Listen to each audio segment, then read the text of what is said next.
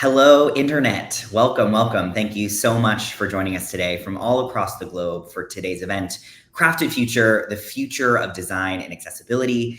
I'm Nick Bornstein, General Manager of the Webby Awards, and today the Webby Awards, in partnership with WP Engine, have created a very special event focused on UX design and accessibility. Historically, accessible design has been seen as a barrier to innovation, but consumers demand more from the companies they support online, especially around accessibility and inclusivity. So brands, agencies, and beyond are answering the call to implement more accessible and inclusive design practices. So today we'll dig into what makes truly great accessible design and the importance of offering inclusive and equitable experiences for every type of consumer. Today's program is part of a series hosted by the Webby Awards and WP Engine called Crafted with Code. We've hosted Crafted with Code both virtually and in person with our friends from WP Engine since 2019. And throughout, we've told the stories behind the best of the web through interviews and spotlights with developers, designers, and the makers behind award-winning digital experiences. The 2024 edition of Crafted with Code just launched online. We're very excited about it. And it has included a collaborative showcase and video series featuring a hand-selected group of designers and leaders who have created Webby Award recognized websites and experiences that exemplify excellence across various themes. Today, of course, we'll be talking about design and accessibility, but you can catch the Crafted with Code showcase online and on WP Engine's YouTube channel. I highly recommend checking those out. They're incredibly inspirational. We'll go ahead and drop those links in the chat for you as well today, so you can take a look. But without further ado, I'd love to present our esteemed panelists today who are going to help us explore the themes of design and accessibility in UX. So please go ahead and help me welcome first Louis Lee, Chief Creative Officer and co-founder at Bellwether Agency; Kia Delgado, Senior Interactive Designer at Marriott International; and Nicholas Tilley, great name, two Nicks in one panel, we gotta love it, Manager of Web UX Design at WP Engine. So we'll bring them all out right now. Hello. Hey, how's it going? Doing well, welcome. Thank you all so much for being here. It's a real honor to share your work and celebrate all of your work today. To start though, I'd love for each of you to tell us a bit about yourself, where you work, what you do, and your background in UX and digital design. Nicholas, maybe we can start with you. Yeah, hi, I'm Nicholas Tilley. I'm the manager of the Web UX design team here at WP Engine. I've been designing for the web for about 20 years now, both in the agency world and as a freelancer. And most of my career has been focused around designing and building websites on WordPress. I was a customer of WP Engine for many years, and now I lead a team that's responsible for the user experience on WP Engine. We work beside a team of very talented developers and web strategists to constantly evolve the website. We use A/B testing and user research, and that's what I love about the job. We're always learning something new about how users interact with the web. Amazing. Thank you, Nicholas. Welcome. Kia, how about you? Why don't you tell us a little bit about yourself? Oh, Kia, I think you're muted. Amazing, starting off with a mute. Hi, my name is Kia Delgado, and I'm currently a senior interactive designer within the content marketing team for Marriott International. And within content marketing, I'm part of a small but mighty design team, shout out to them, who supports various brands across the Marriott Bonvoy portfolio with projects related to web, video, social, branding, and etc. So I'm primarily responsible for concepting, designing, and building custom web pages for editorial, specifically for the Marriott Bonvoy Traveler website, which is hosted on WordPress. I also have several years of experience working within digital storytelling and advertising, with previous roles with Discovery Communications, Shutterstock, and the Washington Post. Amazing. Welcome, Kia. And listen, it's great to start on a mute. Now we can only go up. And Louis, why don't you round it out for us? Awesome. Well, thank you for having me. I'm Louis Lee, Chief Creative Officer and one of the co-founding partners at Bellwether Agency. My background includes working on a lot of diverse website projects. We're here to talk about one of our nonprofit website projects, Brick Arts and Media website, as well as websites for our travel and tourism clients, as well as in the healthcare space. As Chief Creative Officer at Bellwether, my focus is primarily on integrating creative solutions with accessible design principles. So I'm excited to share my insights with y'all today. Awesome. Welcome. Well, I actually think that's really helpful way to set the scene, Lewis. What does accessible design mean to you? And we can start with you, Lewis, just to set the table today.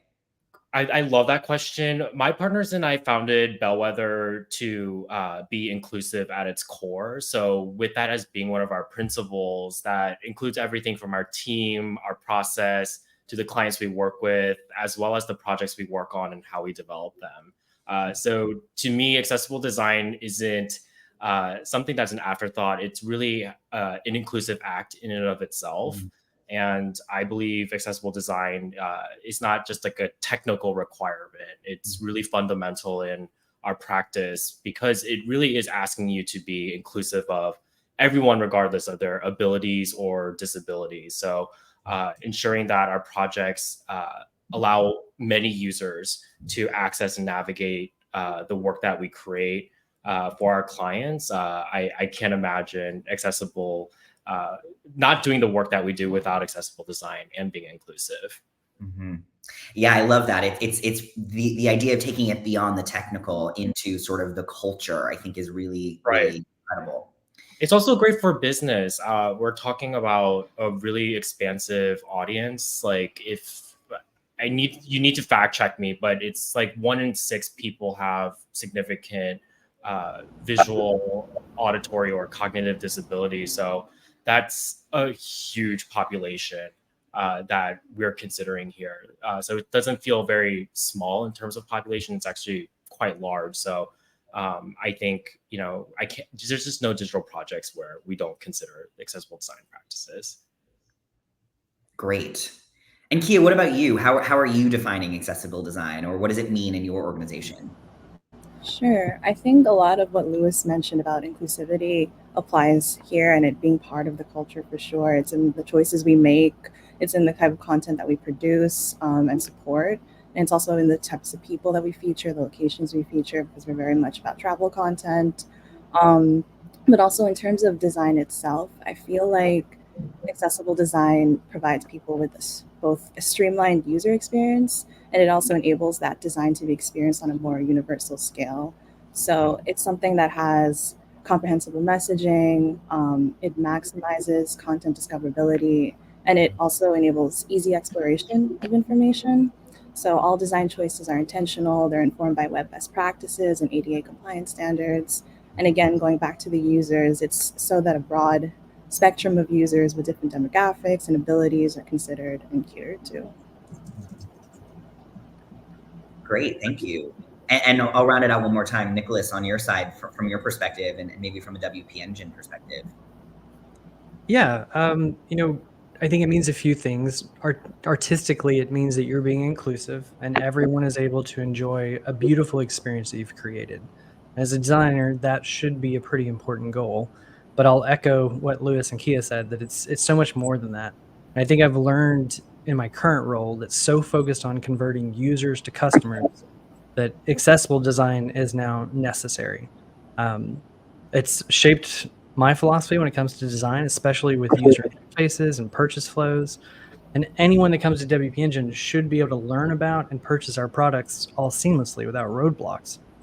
And that means anyone, right? So if someone has a user, or if someone has a disability or they don't have a disability, they come on the site, they experience an accessibility issue, that breaks their experience, especially in the buyer journey.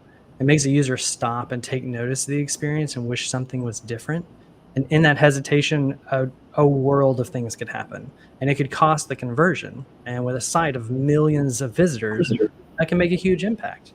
So to me, great design means accessible design. It could mean the difference between a design succeeding or failing. And I think I try to keep that in mind every time I approach a project. I love what all of you have just said, this idea that accessibility and inclusion goes so far beyond the actual making of it. It's almost systemic. It's a part of the culture. It's a part of the full experience. And Nicholas, like you're saying, the idea of it's actually necessary for business building. It's necessary for the consumer. And so really great to sit at the table with all of these insights. I'd now love to pivot a little bit to talk about this Crafted with Code showcase. We're so proud of this project that we do at WP Engine. As I mentioned, we highlight, award-recognized Webby work. This year, we're talking all about, or this launch, I should say, we're talking all about design and accessibility. Kia and Lewis, congratulations. We're so thrilled to feature both of you and your work in this showcase. I'd love to talk a little bit more about both of your projects. And Lewis, for you and Bellwether worked on Brick Arts in Media as a Brooklyn resident. I particularly loved that project as well. And Kia, you worked on the really beautiful Marriott International's Travel by Design Hub. And again, I highly recommend all of you listening and watching today to go check out these experiences. They're really, really special. Lewis, why don't we start with you a little bit? I'd love to kind of hear a little bit more about your experience making it. Before we do, though, however, what I'd love to offer is we're going to show a little clip from the Crafted with Code showcase video that we'll show. I'll let that play, and then we can talk a little bit, Lewis, about the experience. We prioritize designing mobile first with the goal of meeting AAA compliance and accessibility standards for all our digital projects. Balancing design and accessibility means constant iteration and testing to ensure that creativity doesn't compromise usability.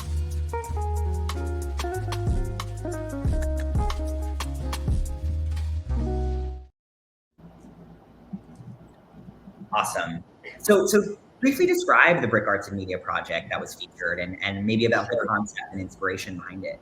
Yeah, Brick Arts and Media, it's a project that our team is super proud of. If you don't know Brick Arts and Media, it has an incredible 40-year legacy in Brooklyn's community and the cultural scene here.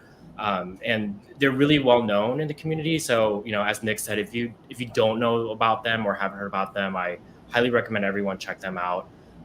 They offer many things in the arts and media spaces. So that's everything from the visual arts to performing arts, and on the media front, including their own TV channel and podcast network.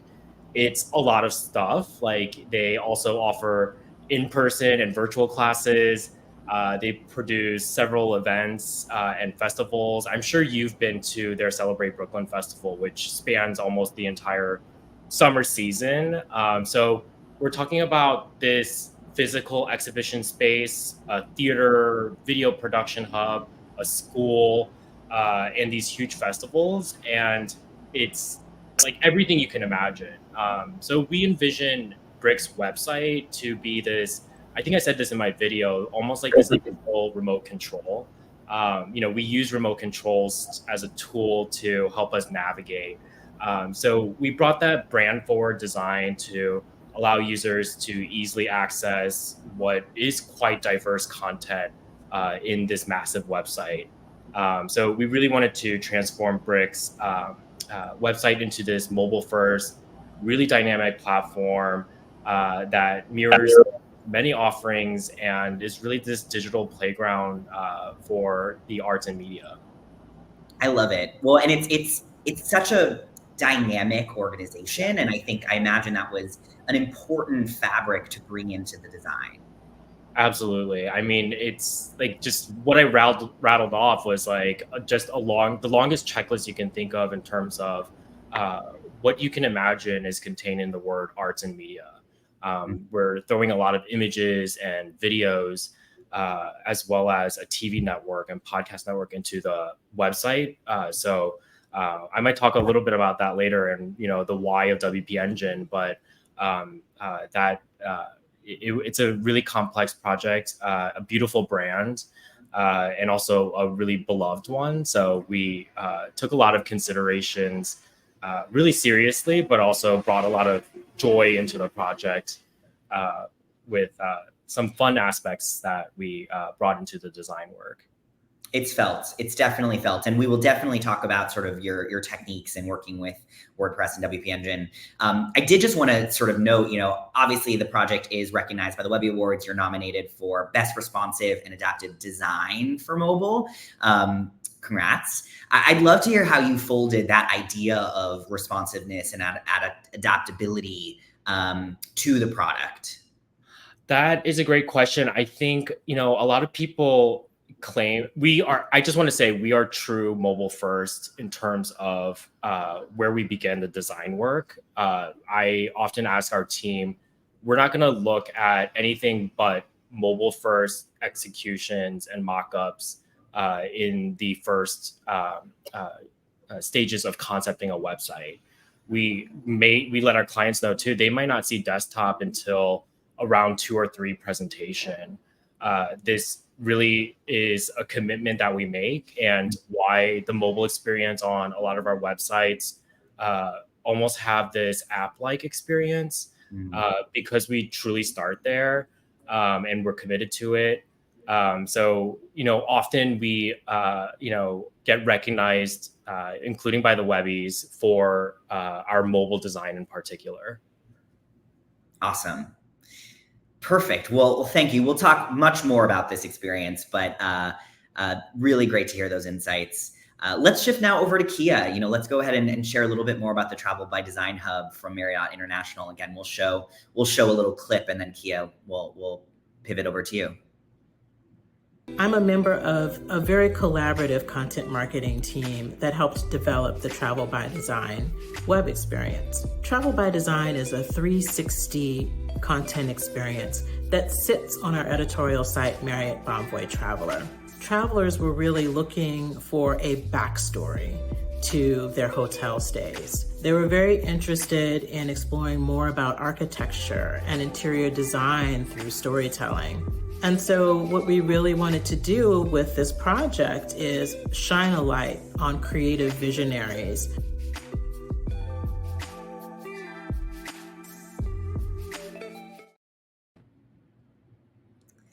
Perfect. So we've heard a little bit about the inspiration, but maybe you can tell us a little bit more about the concept and the inspiration around it. Sure. So that was Robin Benefield, the editorial director for Marriott Bonvoy Traveler, and she did a really good job at some sort of summarizing like the intent, the inspo for the page. So it's part of basically Marriott Bonvoy's internal 360 Travel by Design campaign, where we really wanted to sort of increase our portfolio awareness and like very much have people learn more about the hotels and the properties that we have across our brand. There's over 30 hotel brands, and people don't always know that they are staying at a Marriott or that a hotel is associated with Marriott, and they might not know how many hotels have these really like unique, beautiful interior designs, architecture. So it's something that we really wanted to showcase, and also frame Marriott Bonvoy as being synonymous with elevated design. So we created this page sort of as like a content hub or like a curated collection of these stories that are told from the perspectives of creative visionaries. So these are people who may have designed the hotels themselves, or who are very interested in design, so that they could tell their stories about it, really reveal like the history, the thinking behind it, and also showcase some of the like beautiful property images that we have for all of these different hotels. So we created this immersive digital landing page that's rich with the hotel photography, like I told you about, and the design-focused narratives. And it houses sort of the best in class of Marriott Bonvoy, incorporating inspirational imagery. It has these subtle sweeping animations. There's an interactive design guide to really tell you about what different design styles exist, and some of the most popular ones, I think 7 of them. This video player that integrates YouTube, slideshows, and hotel spotlights, and it's all encompassed in this cohesive, simple, elegant experiences that also showcases the individuality of several hotels. Well, and I imagine it must be an interesting remit, when you are telling an experience or designing an experience about design, it must be this interesting interplay of wanting to design something that reflects, the appetite of a really design forward experience.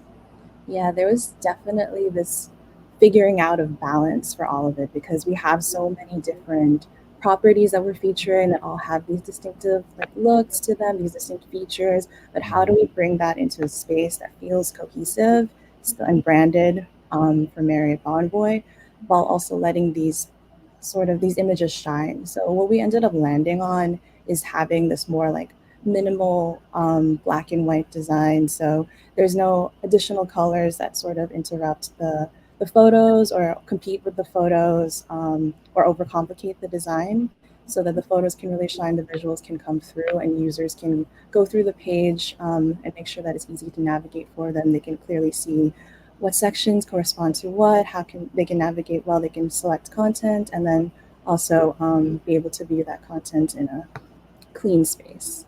Yeah. Well, and I have to shout out, congrats to you as well. This project was a Webby honoree for Best Homepage.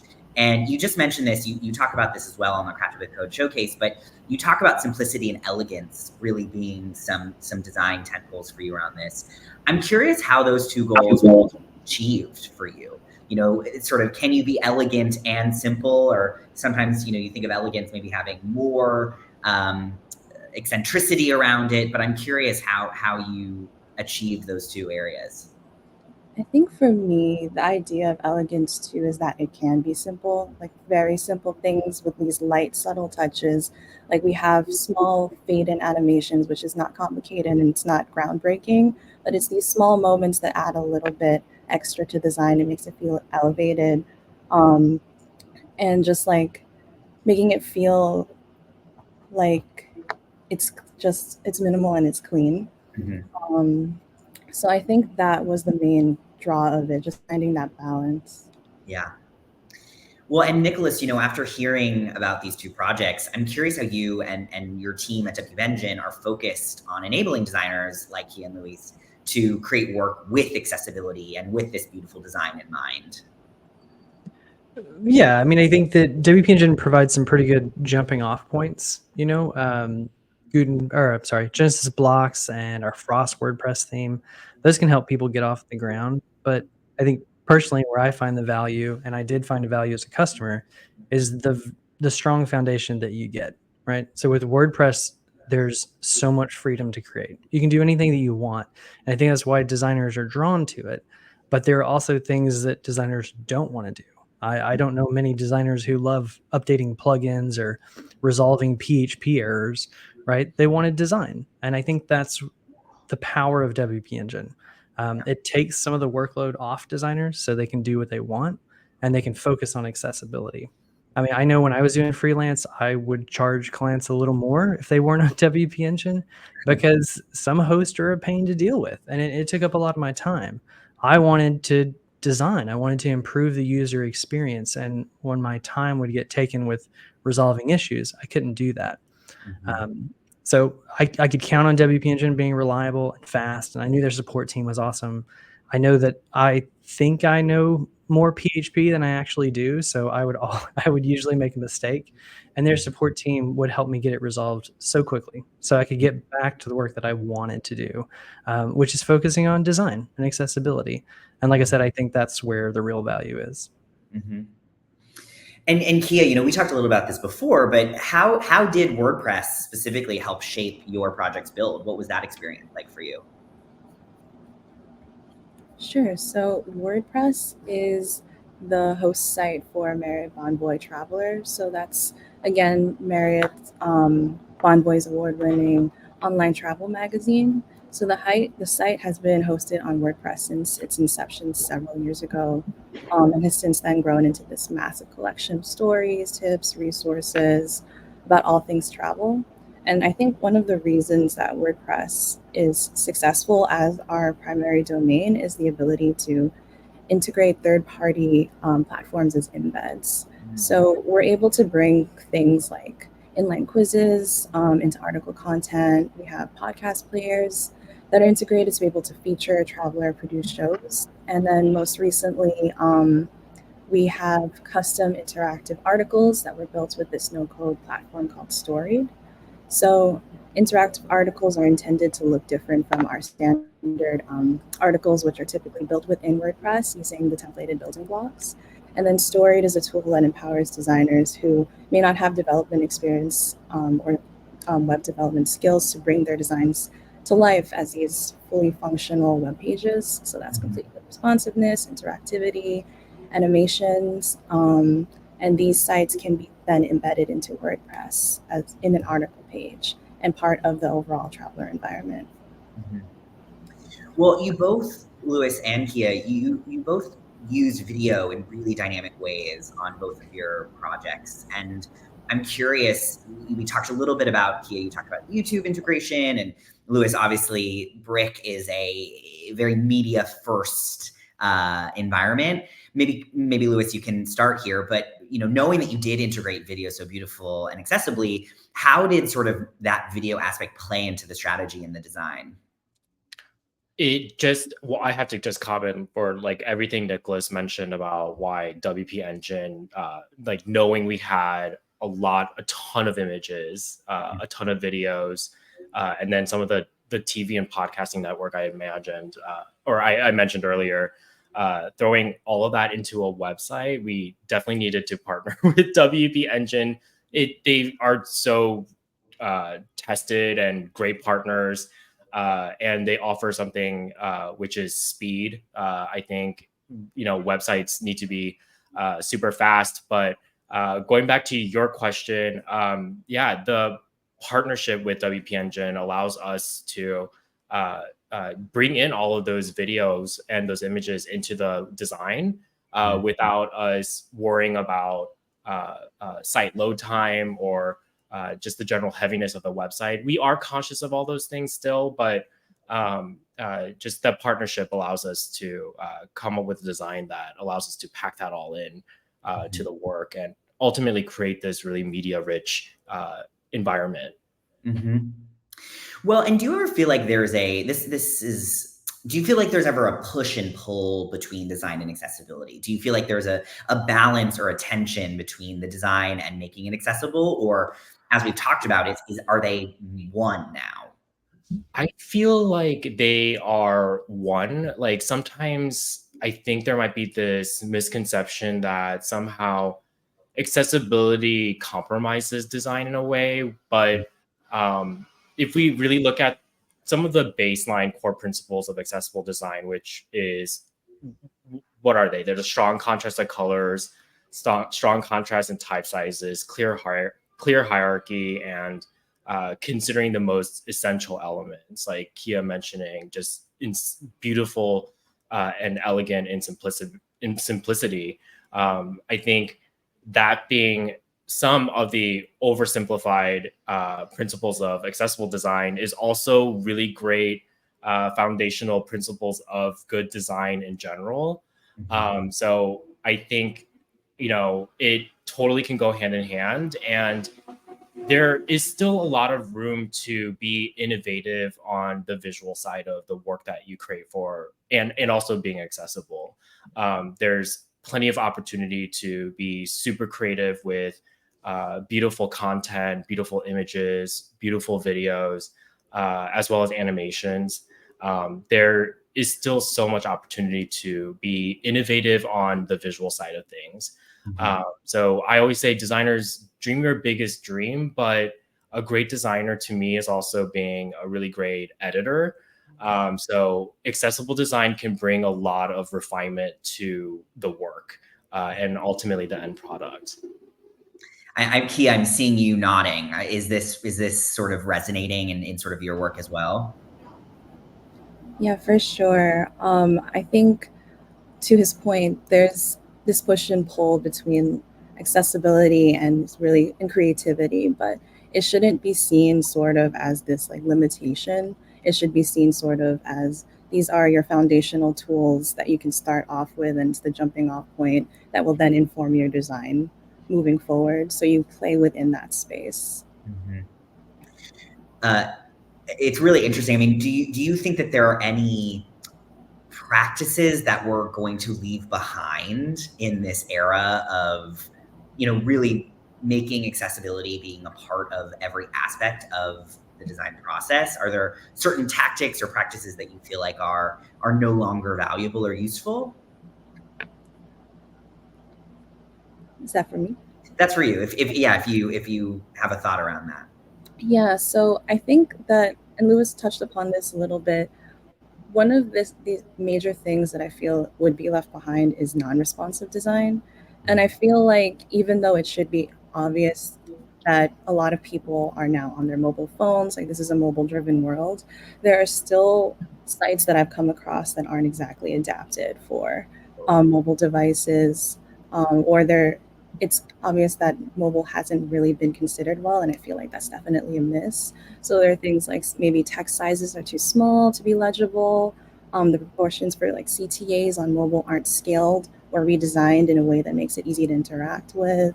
Um, and things may be missing or cropped in a layout because it hasn't been adjusted to a vertical canvas. So that's definitely one thing that I feel like we should move forward from and definitely always optimize. Yeah. If I could, I mean, Kia said, I ditto Kia, and to build off of that, I think many of us have mentioned this in a way, but accessibility as an afterthought or something that gets plugged into the end, I think that's something that, we all need to consider leaving behind in 2024. It's just a place to start. Like, I think, it really is a great foundation to build your digital projects upon. So I think it's where accessibility fits within your process is something that everyone can do a little more investigation on, and seeing how, or just where we can, leave some of those old practices behind, and be less about this baton passing where it's like, here, can you check my work and see if it's accessible, and much more of a symbiotic process where your UX designers, your content strategists, and your designers are all are reviewing the work together to ensure that throughout there's equal parts innovation on the visuals, as well as accessibility requirements and all of the great things that make for a great web experience.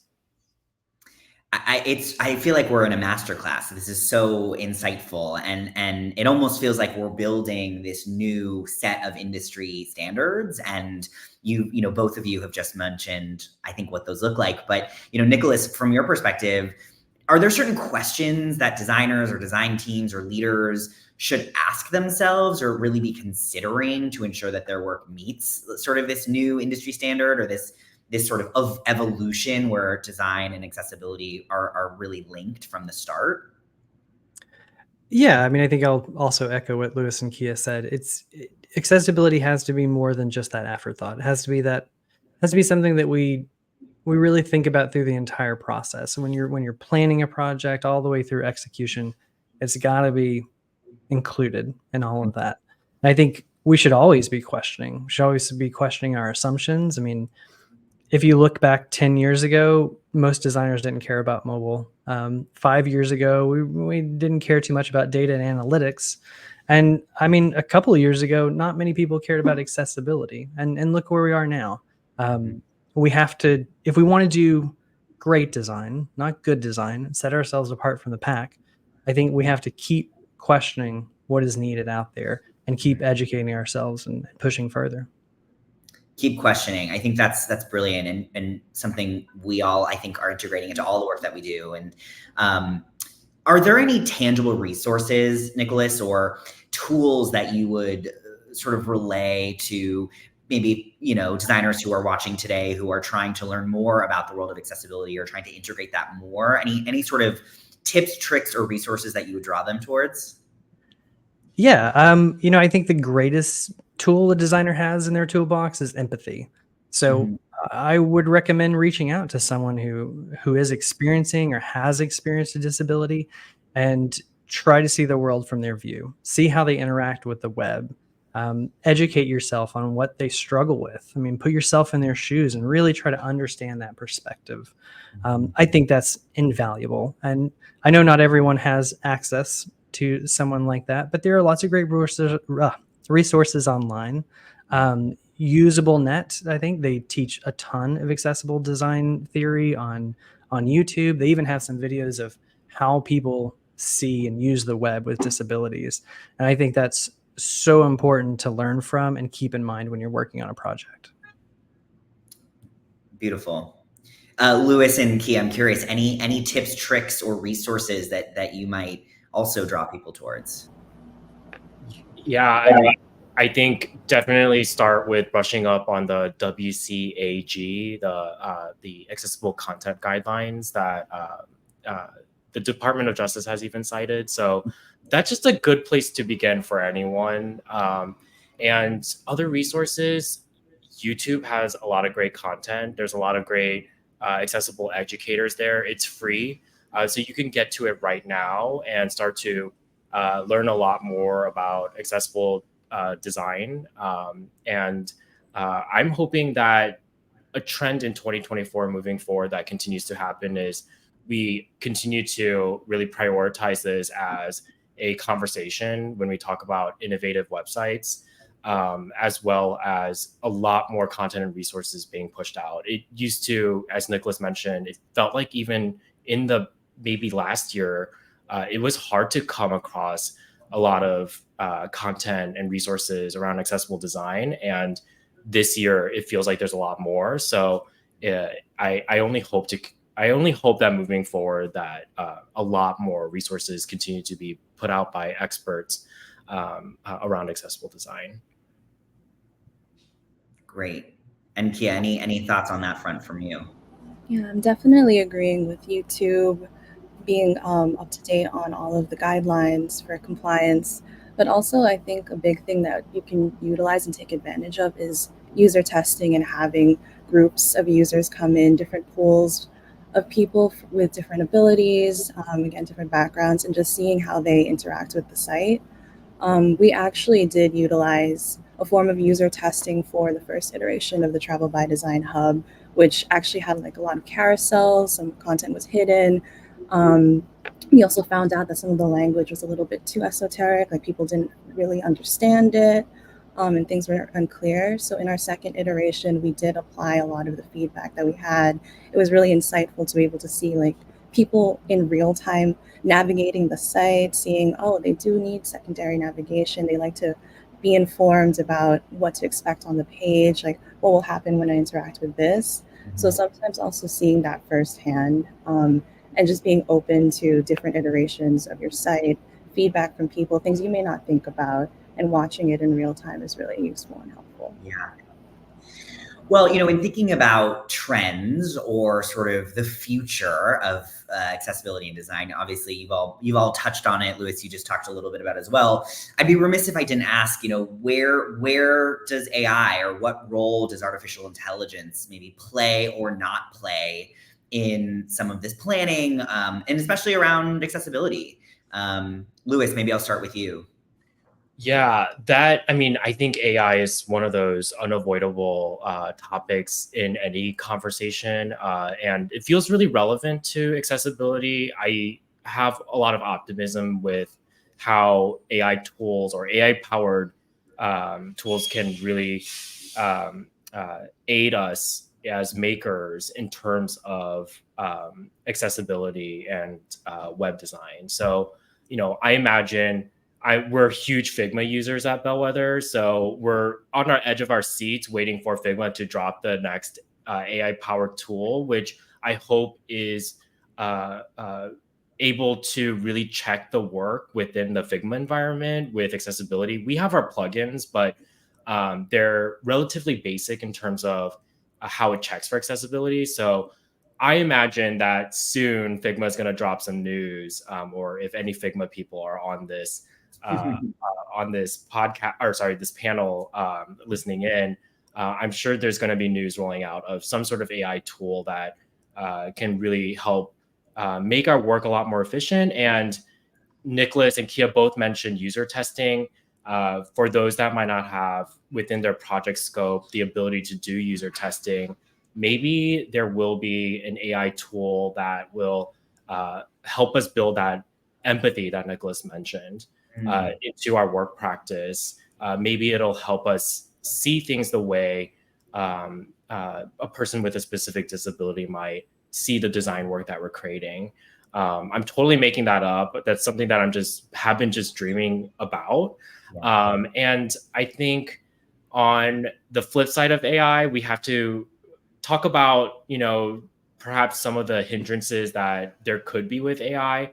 Um, and I think it's just over time, there will be further improvement, but I know AI can also have a lot of bias in it. So that's just something to be watchful for everyone is, could it create negative situations too, or could it generalize audiences too much? Maybe, but overall, I have a lot of positive feelings of how AI can be implemented into the design practice side of things. Yeah. Nicholas, I saw you nodding a little bit there too. I'm curious your perspective on this front.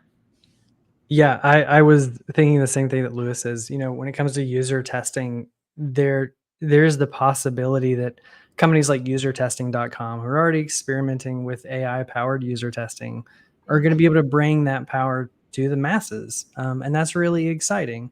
If you give people, small designers, small shops that don't have access to user research and to get that empathy from users with disabilities, if a tool like that could bring that power, could mimic someone with disabilities. Of course, it's not a replacement for the real thing, but it could bring much more education to someone who might not have that in the first place. And the impact on the web is we would start to see not just big projects, awesome projects like the one that have come up on this panel, but small projects all of a sudden would start to use accessibility when they normally wouldn't, because they don't have the time or the resources to do it. And I think that impact would be so huge. Great. Kia, I do want to check in with you about your thoughts on AI and how that might aid your productivity or, any of the other things we're talking about. Yeah, I think what Lewis and Nicholas have said have also resonated with me. I have complex feelings about AI in terms of creativity, but I do see it as a powerful tool if we use it in the correct way. Like being able to maybe use it to check for you, are you considering this? Like, is the contrast correct? Is it automatically going to read the page? And then just point out these moments that are not, that could be improved, that could be optimized to meet accessibility standards. And also what Nicholas mentioned about maybe a tool in the future that would allow people to sort of view what it would be like if you have a certain disability when you're viewing a page. So you sort of build that empathy and you are able to understand that perspective better and therefore adjust your designs based on that. I love it. Well, I'm curious, we're talking a lot about the future, and I think at the Webby Awards, we always want to celebrate, I think, what's to come and what the internet is evolving to. I'd love to hear from each of you what you're excited about in this upcoming year as it relates to design and accessibility. I know we've talked a little bit about these beautiful themes of empathy and, this sort of this new lens of a creative hierarchy and the blending of accessibility to all of how we run our businesses and all of that. But, Lewis, why don't we start with you? What are you excited about as we move through this year? It's a question that's a great build off of the conversation around AI, for example. I think that in and of itself is something to look forward to, seeing how that can continue to shape the work that we do as makers of digital products. And with that, I think, I think that will open the doors to a lot more ways that we can, on the visual side of things, start to create more innovations.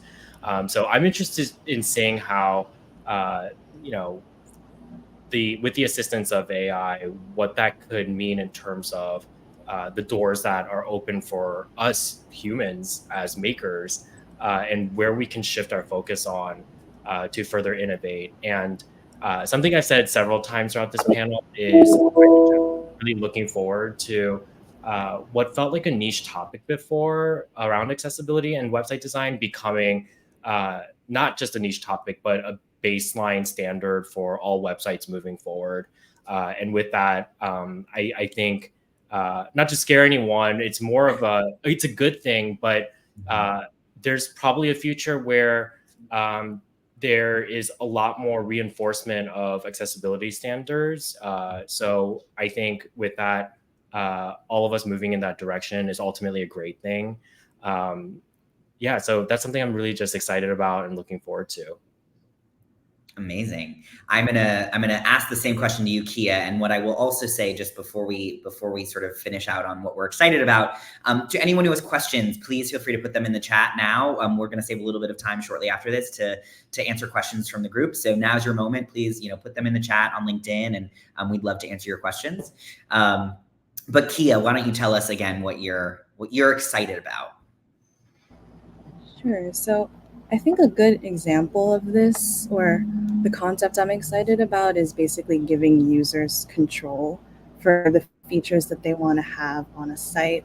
If they have a certain disability, then they can apply different sort of settings on a page that will enable them to control the way they view the page. And I know that's applied across certain devices and mobile browsers already, but I think it would be really great to see applied on individual websites, because you might not always know to go into your settings to figure out how to sort of adjust things to be personalized to you. Like, for example, and I should have known this, but I just learned that there are motion limitations on iPhone settings that you can control, and I get motion sickness.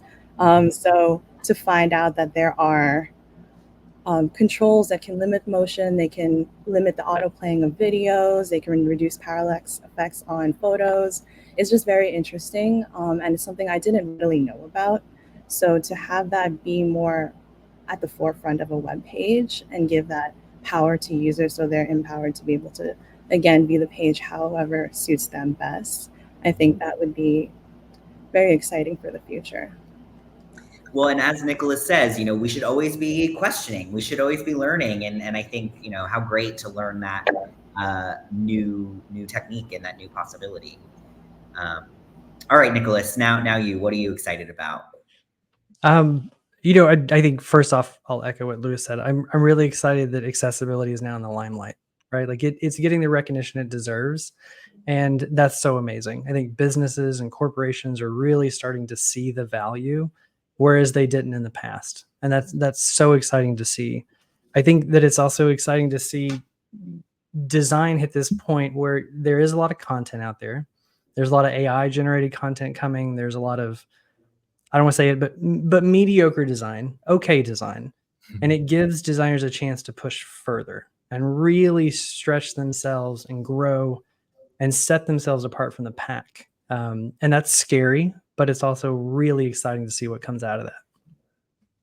Incredible. Well, I think all of this conversation today has been so insightful and so valuable. I mean, this idea of control, this idea of empathy, this idea of, integrating accessibility into all aspects of our business decisions and who we are as human beings, I think is really, really special and a wonderful way to sort of, I'm certainly excited about where we're going, and I thank all of you for your insights today. I'm going to now ask a couple of questions from our community here today.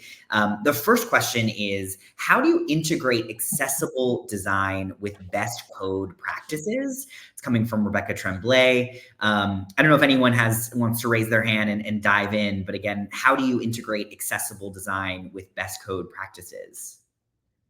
Oh yeah, I'll jump on that one. Yeah, please. I think the best thing a designer can do is, like I said earlier, educate yourself. Learn how code works. Learn what are the best code practices.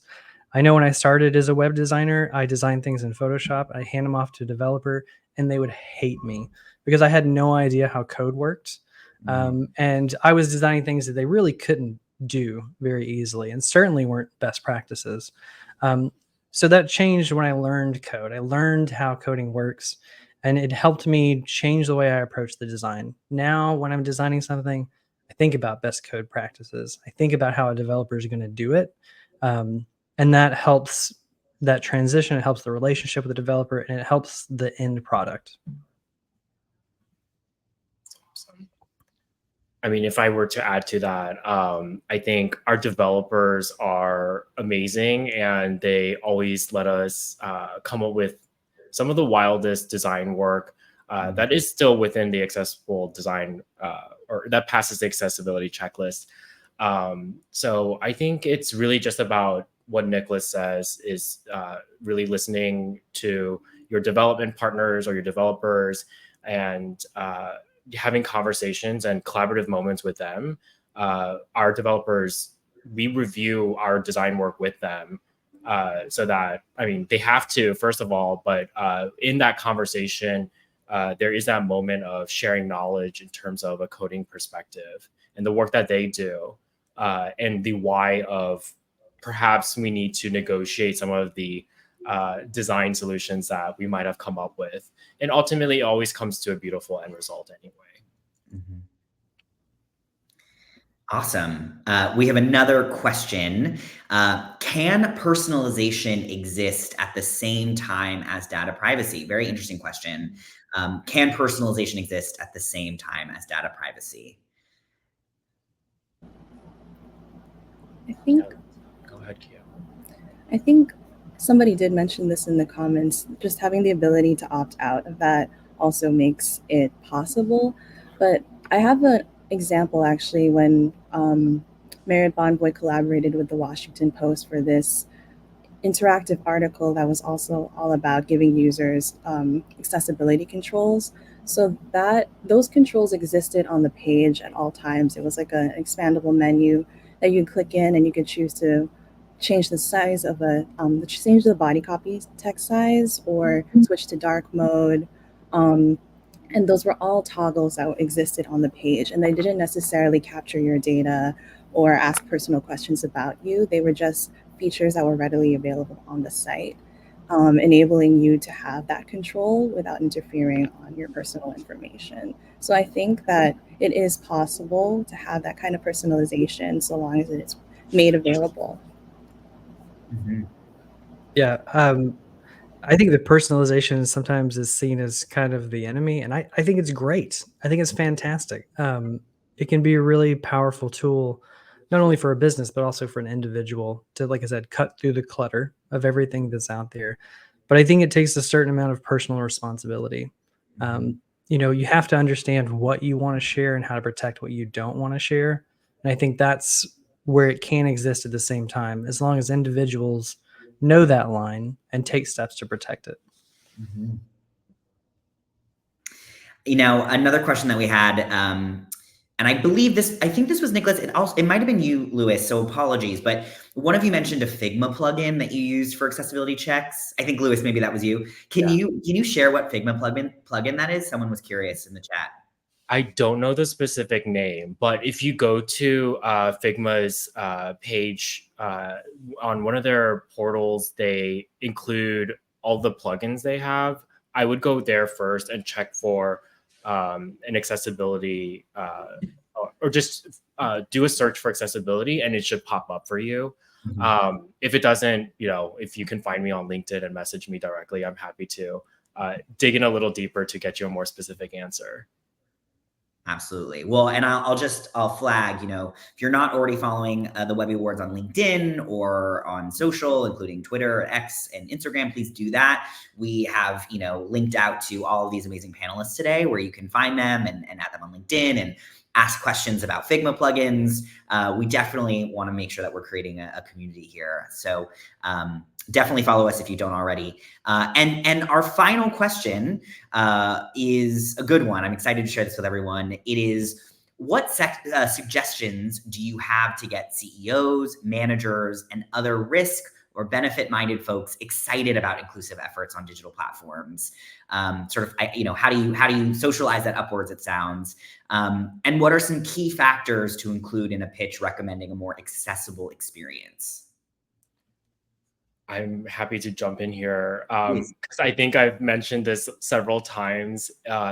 Accessibility is the law for businesses in their physical realm and also the digital spaces. So quite literally by law, you should be accessible. So if your CEOs and managers at your companies are unsure of it, maybe making it about proofing yourself for now and the future against potential litigation, a light but professional threat might be a great way to start having that conversation. It's also from the, something I mentioned early on is at the end of the day, it's really about being inclusive and broadening and expanding your audiences. There's nothing bad about doing that work either.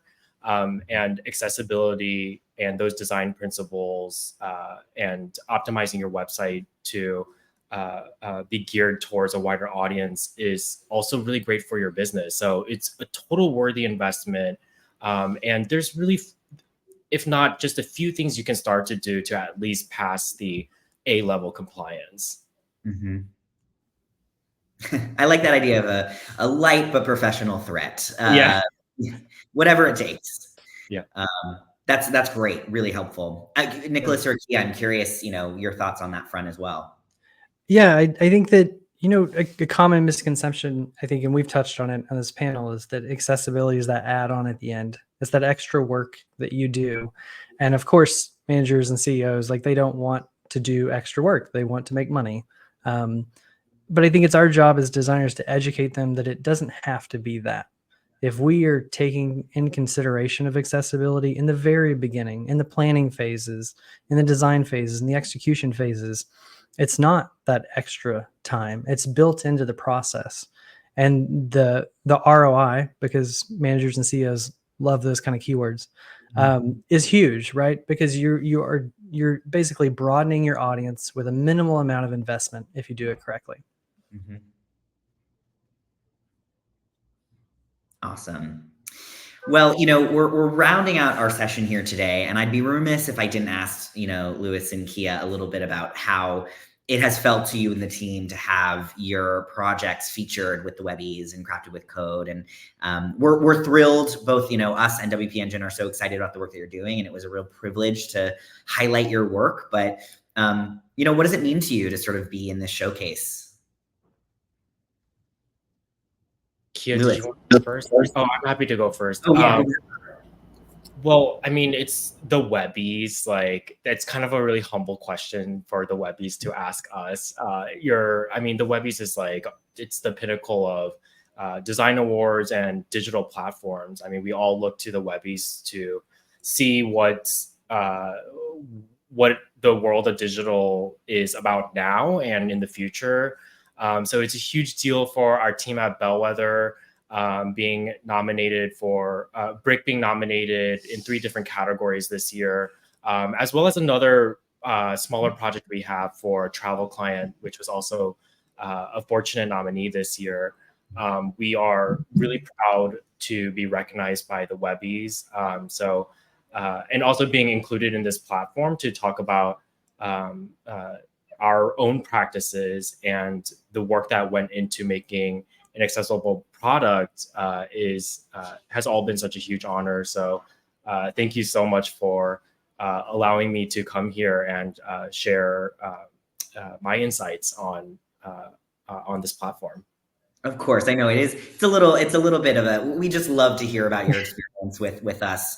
So I appreciate those very, very kind words as well. And, Key, if some thoughts as well about, your inclusion, we'd love to hear them too.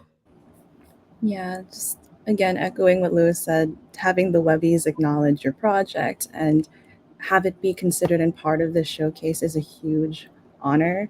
I feel like it's both a testament to the thought and care that was put into the work. It's showing that the page and the design itself was truly successful, and the team that worked to put it together. Shout out to the content marketing team at Marriott for creating this content and making it really stand out and be recognized by the Webbies. That was amazing. And on a personal level, just definitely this is an honor, and getting recognition for your design work beyond your coworkers, your peers, and your family and friends.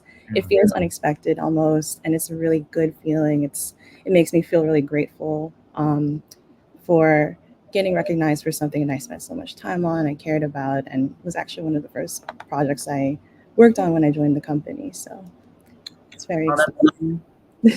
That's so wonderful to hear. At the Webby Awards, we're known for our 5-word acceptance speeches.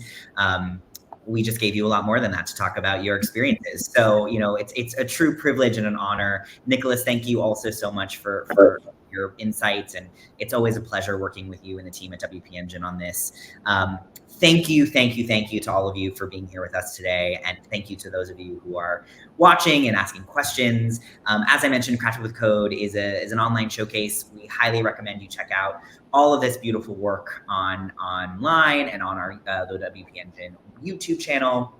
Those are in the chat. But of course, feel free to reach out to any of us if you'd like to learn more. We'll be doing more releases later this year, so watch this space. Thank you again to all of you, and we'll see you on the internet. Thank you. Thank you.